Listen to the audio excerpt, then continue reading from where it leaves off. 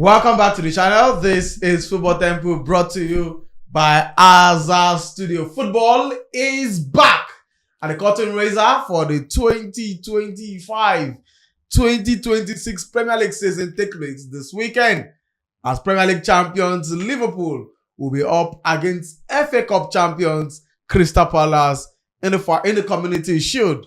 It is the curtain raiser as it takes us into the new Premier League season where Arsenal will be hoping to pretend and hope that they win the Premier League title, where Manchester United will be hoping to finish higher than 10th position with Amorim after sign Umbuemo, sign Cunha, Sesko, Baleba is almost also in the conversation for them, where Chelsea will be wearing the Club World Cup badge. For the next 4 years, will come back flexing their muscles with the likes of Yao Pedro and hoping to wrestle the title from Liverpool. While for Liverpool, the defending champions have gone into the market and have signed everybody signable. From Ugo Ekitike to Florian Wirtz, Liverpool are on a spending spree. And of course, not forgetting Manchester City, the man who owns it, the man who has won it all, the man who continues to dominate the English Premier League. Talking about no other than Pep Guardiola. Will it be another year for Manchester City? Well, we'll keep all of that until the start of the Premier League season. Less than 8-9 days to the start of the Premier League season. But let's talk about the Community Shield. Guys, this weekend at the Wembley Stadium, it is Liverpool up against Crystal Palace. Anslot versus Oliver Glasner. Shekari Praise, the Bishop. Guys, this weekend, the curtain raiser, maybe not the fixture would have expected, but there's still a potential banana peel for Liverpool, and it could define Liverpool's start to the season if they don't start well. We know what the loss to Newcastle did to them last season, and if not that they had wrapped up the league title, it might have been a different scenario entirely. But the Reds go into this game with a huge headache for slots because everybody wants to start, including Rio, the young boy who is doing fantastically well, I beg your pardon, in training and preseason. Guys, the Community Shield this weekend. Can we now breathe a sigh of relief?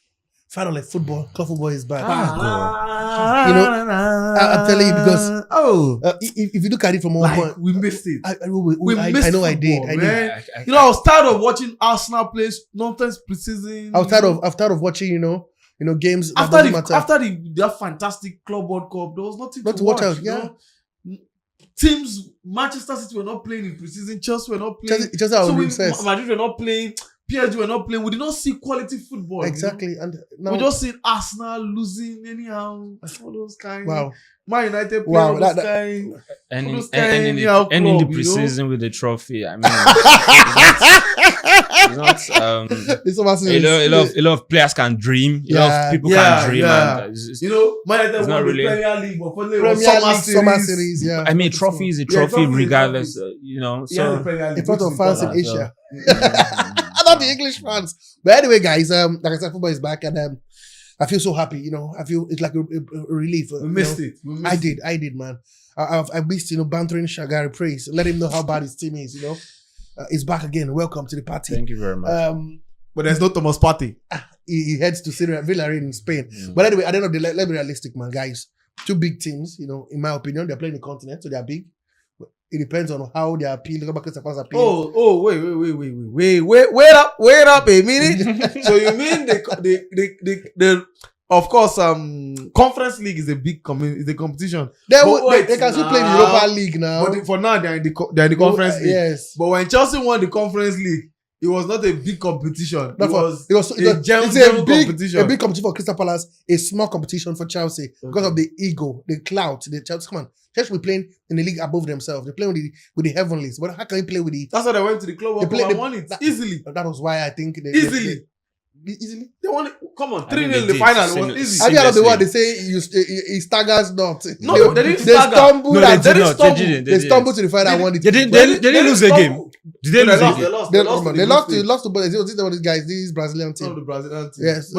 They staggered. They dismantled PSG in the final. No, I'm talking of the Conference League. No, they didn't lose a game there. But that is why I said it's a league below them. It's a step below. It's a pain to the clubs when they saw Chelsea. But let's talk about the conference, the Community Shield. Now the league starts, and like I said, a trophy is a trophy. Love it or hate it.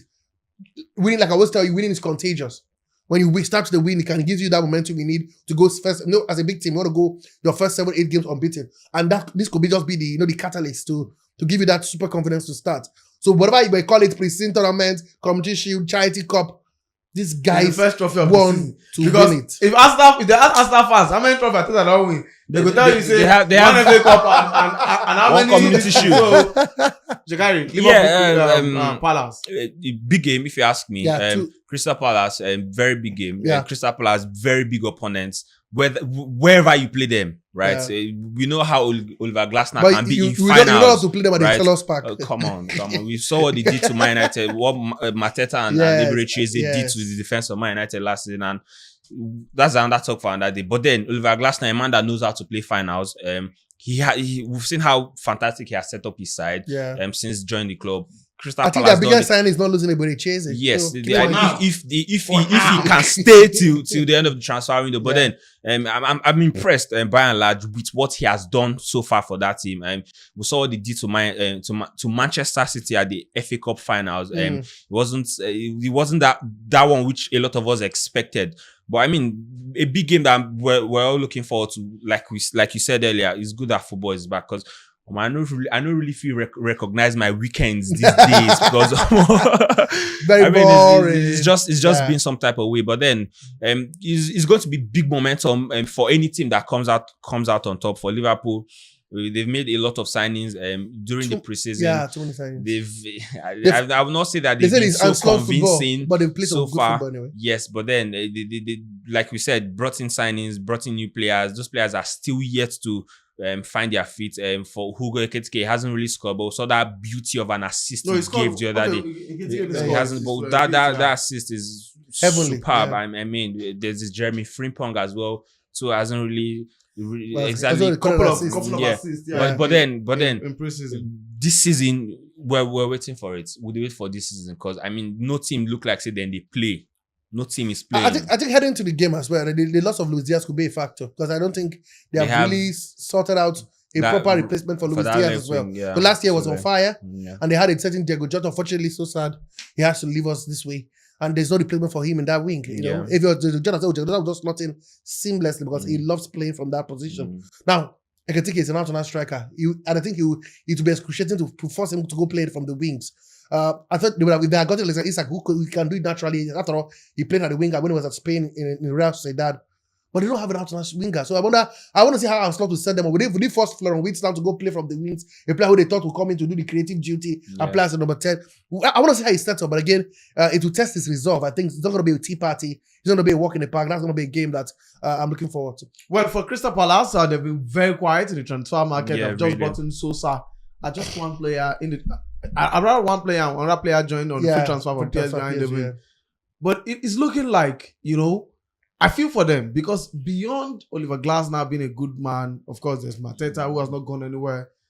There's Usman, of course, Osman Eberechi is also there, and the rest. But now it's going to be worse. I still think that they still need quality additions because now the Premier League is. I feel for teams who have not gone into the market actively. Totally. And it could become a huge problem. But you argue that Arsenal got only one player last season and won the league. Well, you could also argue that he had the season before that, he had a good squad. The season before that, they had 5 new players or so. Palace have shown that they had a good squad last season. Now they're playing the continent. But now they are playing more competitions, which means they need more players. And then also, we saw how they struggled while Eberechi was out. I know he was out for some time.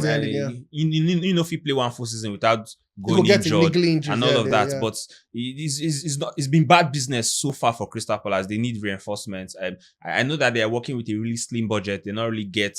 And they, in all fairness, they haven't really sold a lot of players to have say, get money and buy big players and all of that, or buy players that they need. Like you said, they need players. They're playing the continent, playing the Conference League, right? I mean, for now, right? you need to get players. I don't know how they are going to sum that. Sunday, Thursday,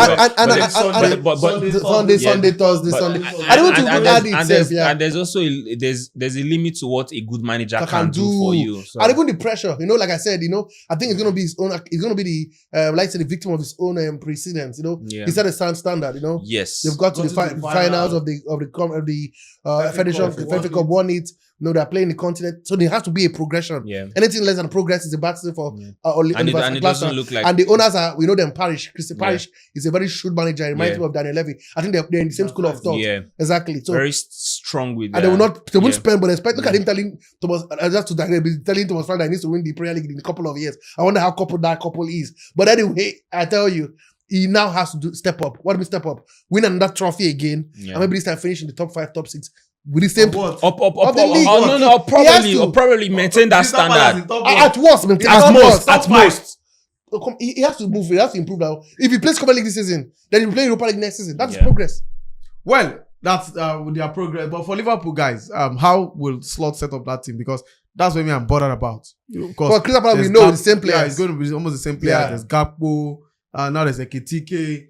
There's also a I'm not forgetting there's a Mo Salah. Yes. The future. Now, that's a player who is untouchable. You just have to find him. Because you cannot, because the fact that you brought in the likes of Ekitike, and then you want to find a way. And then even the young boy, the Rio Ngoma. Now, if you don't find a solution for a player like that in your team, he begins to ask for, he wants to leave. Yes. Yeah. And if you lose a kid that good, you might not get such a player anytime soon. Or you have to pay huge money to buy him back. Bring him back. And these are conversations that Slot now needs to feed, because like Onkani Sam few weeks ago, I think they cooked the squad too much. They were cooked? Yeah, Liverpool brought in too many players as far as I'm concerned. And they're still going for more. That's the surprise part. They still want more. They lost them. They lost two. One through that. One through. You lost 2 players. Yeah. Let's assume. Yeah, they lost 2 players. Yeah.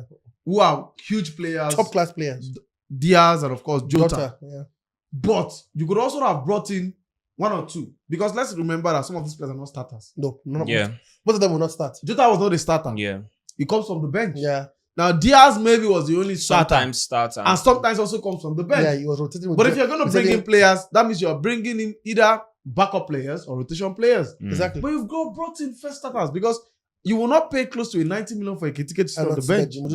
You will not break a British transfer record for Florian Wirtz to sit on the bench. Now, Frickman has no competition because, of course, he would slot in to where Arnold left. Absolutely. Now, they also have a replacement for Robertson, who has not also been starting a lot in preseason. But they need to find the balance in their squad. Where did they get it from? I think that for me, I don't think he will change anything much. I think it will go with the players who played that season, and then maybe I think the first player who may even start that game, maybe Florian Wirtz, and of course Jeremy Frimpong. I think it won't start. I think he'll go with Cody Gakpo and Mo Salah at the wingers. Play this man as a number 9.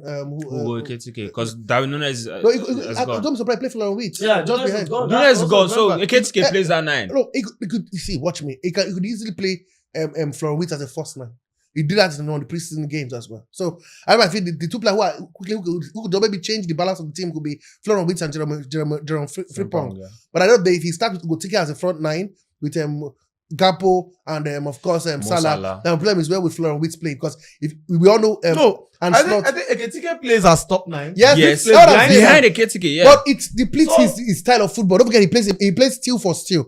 Watch all his games. They're always going to be 2 strong defensive midfielder and then anybody. He goes for a 4-2-3-1 formation. Okay, so who plays at Gakpo and Salah? And then Florian Wirtz. Who plays in the midfield? Just behind them. Who do you drop? No. There's nobody you're dropping. You don't drop anybody. There's a Gravenberch. You don't drop anybody. Gravenberch and Alexis McAllister. This guy. Which guy? I think Szoboszlai sits on the bench now. Szoboszlai sits on the bench. He sits on the bench. Szoboszlai? I mean, Szoboszlai? It's either him or Alexis McAllister. If you ask me, it has to be McAllister who sits on the bench. So because it looks easy. McAllister sits on the bench? Yes, he sits on the bench. Easily. I think Szoboszlai instead. I want to keep that steal with McAllister and Gravenberch. I want to keep the steal. I think that's the best way to go. No. Florence will just be. I think Florence is a power replacement for Soboslai. But again, I still think Soboslai, with what he brings that X factor, he can create chances, he can score goals. Soboslai is more of a central midfielder, right? Yeah, he plays as a central attacking midfielder. Florian Wirtz is an attacking midfielder. Okay. What Alexis McAllister is an attacking midfielder, right? So he sits on the bench for Florian Wirtz. I think I'll go with Soboslai dropping instead. I can't work with my steel. You work with. I think me, I think the steel. You have to keep a core of your steel. No. Let me be realistic. For balance, this Liverpool's defense is not as good as you think they are. That is why for balance. That is why for balance. They're attacking players. No, Keke is a left back. Keke is a left back. He has one of the best delivery in the Premier League. Yes. And they've got Frimpong on the right back. Frimpong is another attack. And then the centre back has no problem. So like I said, there are issues with the defense of Liverpool. It was always there. It has always been there. That is why for balance, you have to Gravenberch, Szoboszlai. For balance. Szoboszlai, who is more defensive, McAllister or Szoboszlai?